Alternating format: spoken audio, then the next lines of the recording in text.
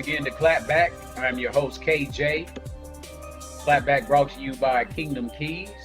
We're here to inform you, motivate you, and inspire you to make a difference.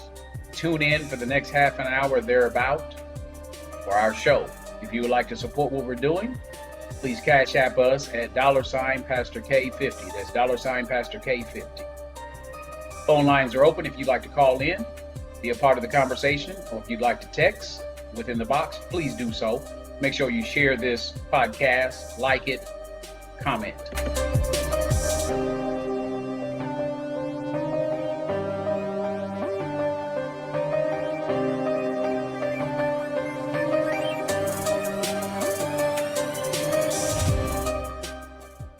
Welcome once again to our podcast. Thank you for tuning in. Those of you who will chime in later, please know that our phone lines are open. If you'd like to be a part of this discussion and conversation, you're more than welcome to do so.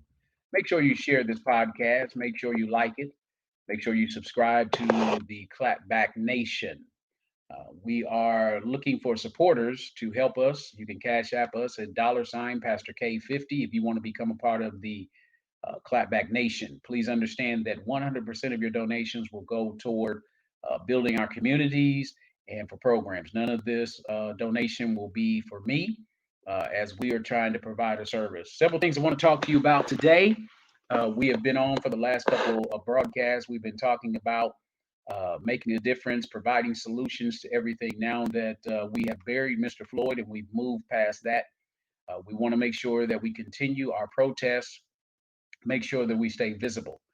One of the things we can do to make a difference is I am looking for anyone that owns a business, whether it is a storefront business or whether it is an online business. I want you to contact me at kevinjones4481 at gmail.com or kevinjones4481 at outlook.com and provide me your information. I want to interview you, bring you on to the show. We want to advertise your business. We want to talk about your business. We want to talk about the capital that you've had to spend, the market that you're in, because we believe that entrepreneurship is the wave of the future. Do you not realize that in America, our economy is based upon small businesses? We have to begin to look at ways that we can become economically free. Whatever skill that you have, whatever job that you're working, the skill that they have trained you for free, you actually can take that skill and you can become an independent contractor or business owner and you can hire out yourself to make more money. Why allow a company to train you and not use the skills that you have? We talked a little bit last night about a company called Aspire. Those of you who've worked in customer service in any capacity, go to the Aspire website. On the Aspire website, you can be an independent contractor where you can sign up to work from home and you can make money, or you can actually become a call center owner where you hire people. You get the contract and you hire people right from your home. You can make thousands of dollars per day. You can do it part time. There are a lot of businesses that you can do part time, but we need to be thinking about entrepreneurship. Interesting enough, as we look at the globe and the world news today, as we continue on with our making a difference, we're now moving from, we're still protesting, but we're now moving the discussion to not only protesting, but what solutions can we provide to our communities? One of the things that I want to say in the outset of this podcast is I'm not one that subscribes to defunding or dismantling the police department. We need a police department. We just need a correct police department. We need a police department that is made up of individuals that are in our community, individuals that know the community and that are properly trained.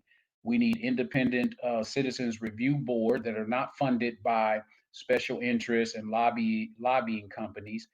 We need individuals that are not beholding to government officials so that when police misconduct happens, it is reviewed by an independent board that make a decision.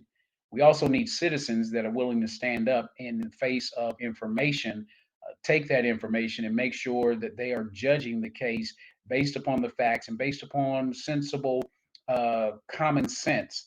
We have had several videos of incidents, and I was just talking to a friend of mine.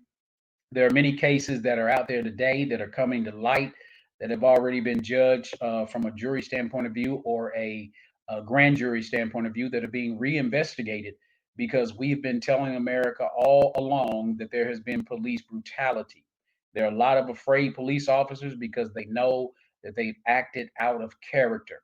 We saw it within the marches where police departments, even though they know that they were being videoed on live TV, they pushed individuals down, they hit and beat individuals, and we're having a plethora of videos that are coming out that have been hidden from the public for years that is showing the police brutality. At this point, if you decide to ignore, as some of these Republicans are saying, that there is no systemic racism, you're just choosing to be a racist. But you must understand that we live in a day and time when the American people are not standing for it. And if you understand what's going on, the people that are really moving the needle on this is the support that we're getting from other racial demographics. We're receiving support from the white community. They are outraged. They're starting to see. And President Trump and his Republican Party is in trouble. We have to keep the pressure on. But while we're keeping the pressure on, we have to provide solutions. We want to make a difference. And so, again, thank you for tuning in. If you know anyone that has any type of business, I want you to have them to get in contact with me because next week I want to interview individuals who own their own business, whether they have a storefront or whether they have some type of internet business or company that they're running, so that we can talk about how to become financially free, that we can build up a financial community for ourselves, that we can get into entrepreneurship, that we can provide jobs and a steady income. I have worked in corporate America all my life, and I have been beholding to corporate America. I have lost several jobs because when corporate America decides to start downsizing or they have a different approach to their business model, they let people go. And it is time for us to stop putting our destiny in the hands of others. Do you realize that the job that you have right now, as I continue to say, you have learned a skill that you can market yourself, whether you're in customer service, whether you're a cook, whether you are a business professional. It doesn't matter what you do.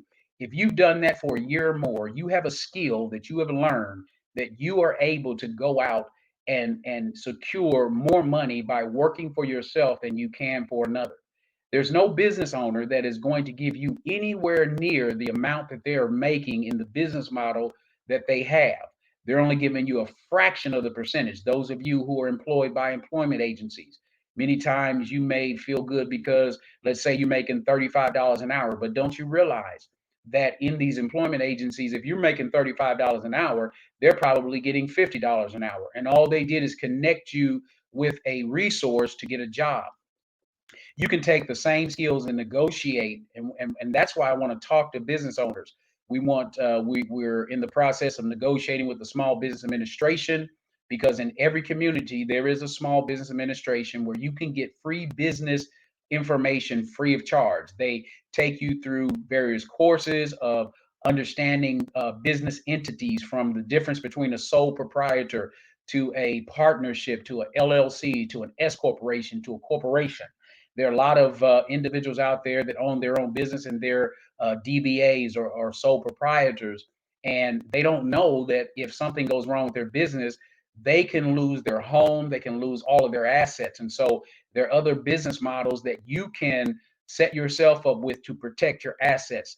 Not only do the Small Business Administration go through business entities, but they talk about getting a lawyer, they talk about getting accountants, they talk about marketing companies. They set you up with all of these resources at no cost or even a small fraction of a cost.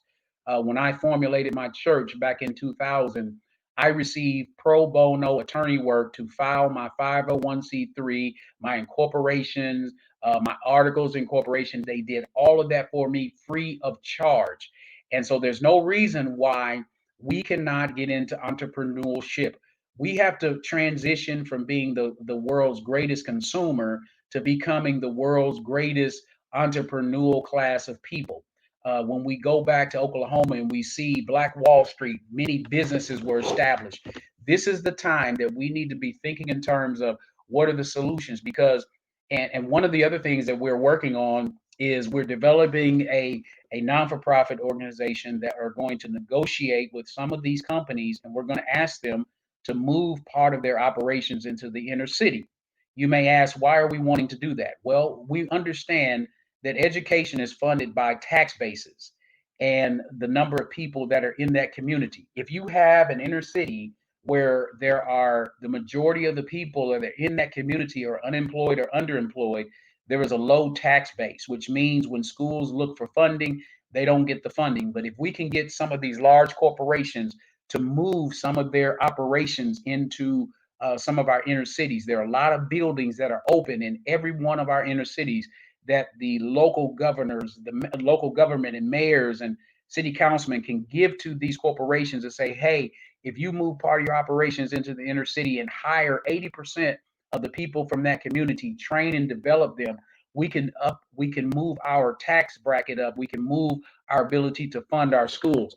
Our children shouldn't have to go to school in August with no air conditioning or no heat in the winter. They should be able to have the same computer programs and same laptops and iPads that they have in the suburbs. They should have the same type of books and curriculum. We want to look at the curriculum, that how it is structured. We want to teach true history, not just history from a white perspective that is tainted, but true history. We want to focus on finance. We're also developing a mentorship program where we go into the schools and we teach young children about finance, the stock market, teaching them about savings and checking accounts, providing resources to families that are dislocated from their jobs, retraining. We want to work with the prison systems that, and also corporations that say, hey, once a person has served their time and they come out, let's remove the question related to whether or not you've been a felon or a misdemeanor, or at least let's say that a person comes out, they committed a drug offense. Well, they shouldn't be stopped from getting a job in a bank or some other thing that has nothing to do with their conviction.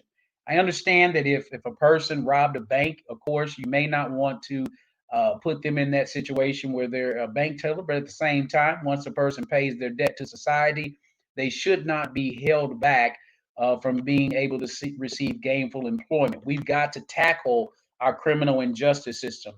The criminal injustice system has moved away from trying to warehouse people, and now the great move, because we're asleep and we don't know about it, but what they're trying to do now is they're trying to get judges and the court system to give more probation, because if they give more probation, they will then put them on monitors where they have to stay home. With these monitors, companies like Correction Corporation of America, they will be making money off of the number of people that are in your community that would have been sentenced to a prison term. Well, they'll be in the community with an ankle bracelet or an arm bracelet, and they won't be able to go outside the home. And so the local neighborhoods will become our prisons. We've got to fight against this. We've got to make our penal code such that it rehabilitates individuals. We've got to have job opportunities, because you can't say to a man, and we even got to put back education and recreation back into the prison system, because you can't lock a man up for 5 or 10 years who already has no skills, put them in an environment of a bunch of criminals that are lifelong criminals, and expect them to thrive from an educational standpoint of view and come out of the prison systems ready to take a job. You tell this individual that you're releasing them on parole or they finish their term, and you say to them that they have 30 days, 60 days, 90 days to get a job. They hit the pavement, they go on Indeed, they apply to jobs, and every time when they check the mark on the box that they're a past felon or they have a misdemeanor, some states go back 7 years, some go back 10 years, some go back an undetermined amount of time, and it prohibits. I don't care what you say. I've been in management now for over 30 years. I've been in human resources. I've been in every aspect of management. And each time a person fills out an application and they admit that they have a criminal history, although on paper, because remember, these people are just following the law. But on paper, it says that it won't preclude you necessarily from getting the job. But immediately, when they see that you've checked that you've been in jail or you have committed some type of crime, your application is going right into the 86 garbage can, and they're not looking at you for viable employment. But if a person has no opportunity for education, if you have a felony, you can't get financial aid. You can't vote. Even if you get a job, you're paying taxes, which is taxation without representation. So we have to begin to start looking at solutions to change the Black community while we're protesting. We can't just focus on one thing. We got to continue protesting, but we also must begin to work on solutions to fix the Black family, the education standard, the financial standard. So what we want to do is we want to interview individuals who have their own positions. I remember back in the late 90s, going into the 2000s, back in Indianapolis, Indiana, there were several African Americans who couldn't get a job. And so they converted old vans and trucks into mobile washes, and then they had cell phone companies and selling T-shirts. So there are a lot of businesses that can be developed, that can be organized, and conglomerations where we can help people. Let's say, for instance, you have someone that has an ideal, but they need other key components to that. We want to connect individuals to work together to say, hey, you have this part of the product, I have this part of the product. It's called a supply chain. We want to start using those models and helping Black men and women and brown men and women and minorities to get into the spirit of entrepreneurship. We can no longer leave our destiny into the hands of someone that is requiring us to work, when we can have more free time with our families, we can have more time with our children, we can uplift our education, we can become economically stable and sound. So again, if you know anyone that has a business, whether it's a storefront, whether it is an online business, please have them to get in touch with me at kevinjones4481 at gmail.com or kevinjones4481 at outlook.com, because we want to interview them. We want to talk about them. I'm so proud of seeing several of our African American women on Facebook that are selling jewelry, that are selling different products, weight loss products. We have some products that are coming out through Clapback and Kingdom Keys. We're also developing a very affordable university. The university is religious based. The foundation of it is religious, but it doesn't stop anyone that's not religious, who doesn't believe in God, because it helps you to center yourself. It gives you information to understand who you are. One of the greatest problems of the world today is that when we don't understand who we are from our creator, whoever your creator is in your belief, whether it's the Lord Jesus Christ, whether it's a Muhammad, you don't believe in God or you believe in the universe, if you're not connected to whoever you believe is your creator and understand that you were created with purpose and destiny, you will continue to live the way you live. You'll continue to seek other people to give you something. Now, let me say this to you. No one owes us anything from the standpoint of making our life better. Now, I will say I do believe in reparations. But again, having said that, I believe, again, that's not giving us something that we don't deserve. That's giving us something that they owe us. But at the same time, we have to have a plan together so that if they do decide to give us the reparations, what will we do with the finances? Many of us received the $1,200 stimulus check. Most of us spent that money instead of investing. I used to be, I can't name the company, but one of the largest financial institutions in the world that deals in the stock market. I used to work for them. And what I've been sharing with people is any extra money you have, you should be investing in travel. As far as Carnival Cruise Line, everyone has Cash App. If you go to that little squiggly line on your Cash App, it'll take you to where you can invest. You can purchase Carnival Cruise Line, Delta, America, Norwegian. You can purchase any type of travel industry stock. Some of these stocks, 52-week high was over $150. Right now, you can buy some of these stocks as low as $10 and $15 per share. Understand, from a market standpoint of view, the market always corrects itself, which means at some point in time, the economy is going to get on track. People are going to become employed. People are going to have extra money. What are they going to do? When people have money, they take vacation, they rent cars, they take cruises, they plan trips, they do all of these things. When that happens, the value of those stocks are going to increase exponentially. You will have gained wealth. The best stock, in my opinion, right now that anyone can be buying is the travel industry stock. When have you ever been able to get in and buy American Airlines, Delta Airlines for $25 or $30? When have you ever been able to buy Six Flags and other amusement parks for $15 a share? When have you ever been able to get some of these energy companies, both local to the United States and other companies across the nation and overseas, for $10 or $15? And some of them are lower than that. You can buy cannabis stocks. You need to understand a good book to read is Investment for Dummies. It gives you information on how to invest and to how to leave your money. You should have allocated every pay period a certain amount that you're investing into your stock. You should have, if you're working, I don't care how much your company matches you with a 401k, whether it's 2%, 3%, 6%, 10%, you need to put in whatever they're matching you. For instance, if they are matching you 10% and your check is $1,000, that means you're putting in $100 and they're putting in $100.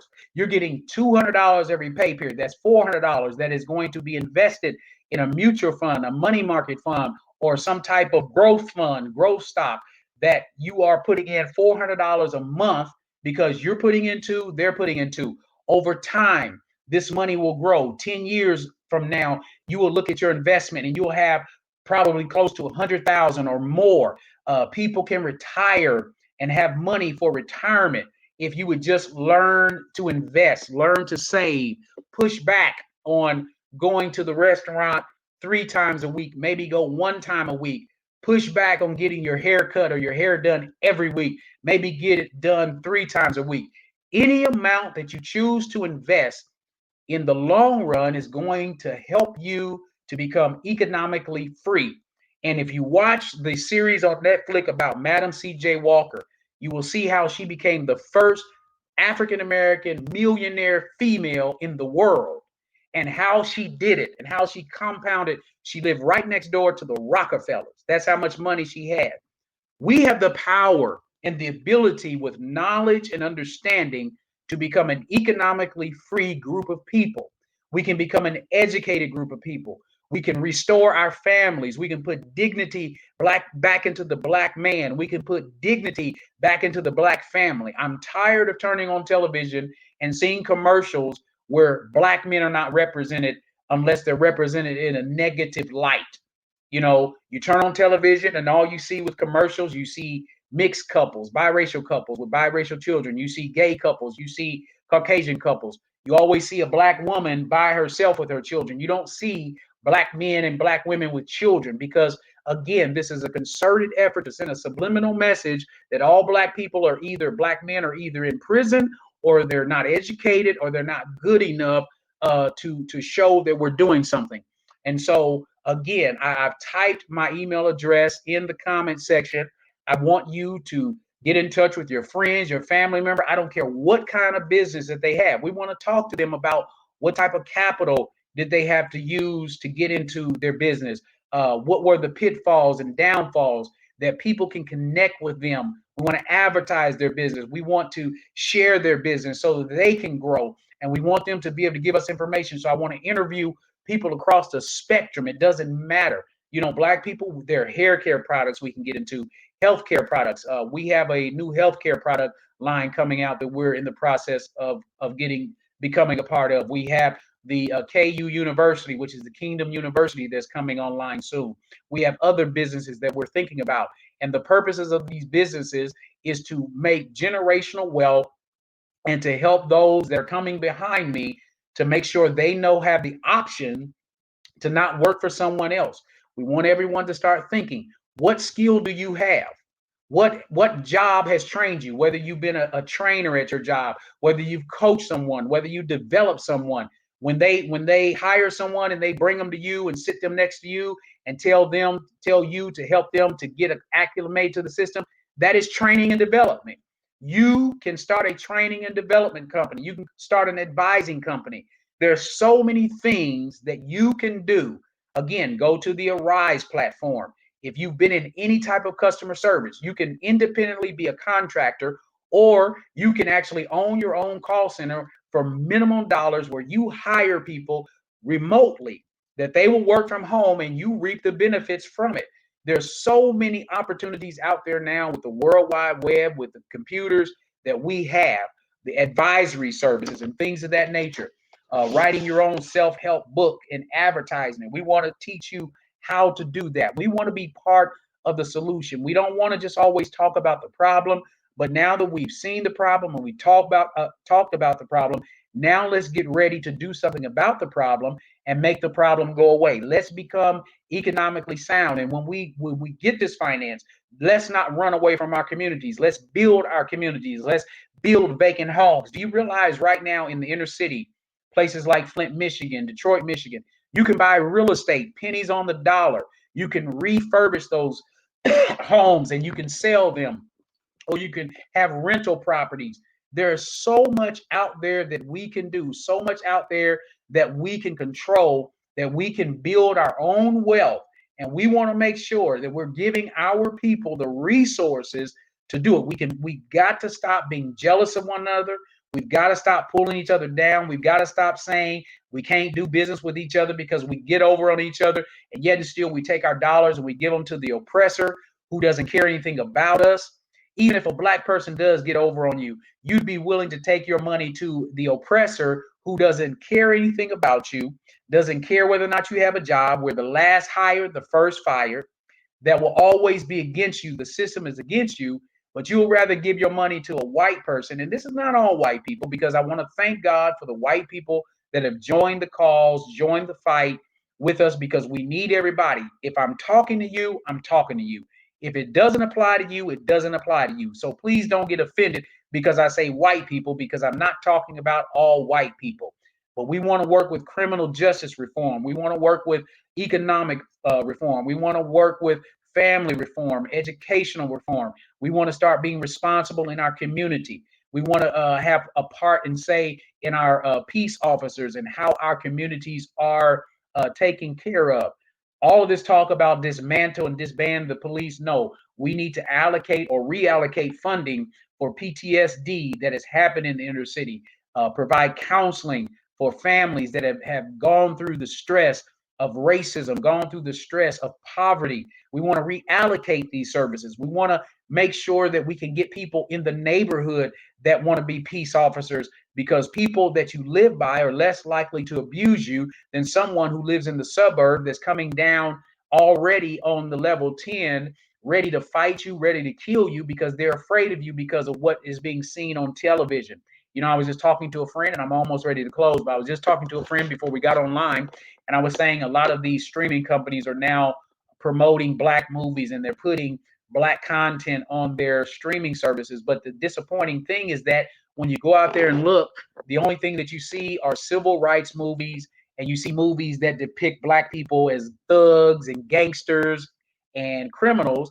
And part of the reason that happens is because even from black directors and producers, those are the only type of movies that we have created. We've got to start having people create positive movies. We need more shows like Blackish and other shows that are out there that depict. We need more shows like the Cosbys and other shows that depict black people in a more positive light. So we want you to be a part of what we're trying to do. You have the information, again, that's on the screen, that you can be a part of, that you can help us to spread the word and get information out to those that own businesses. So next week, our goal is to make sure that we are spreading this message of hope, that we're spreading a message that we don't have to be the way we are. And again, sorry for coming on late, but again, we've been having all kind of technical difficulties. If you want to support the Clapback Nation, again, Cash App us at $Pastor K50. 100% of your donation will be going toward these services. Nothing will be in my pocket. We will be giving money to charities and programs that are supporting the Black agenda and helping Black people to be better. Be back with us tonight at 10 p.m. Central Time. Continue to listen to us every day at 12 Central noon and 10 p.m. Central evening time.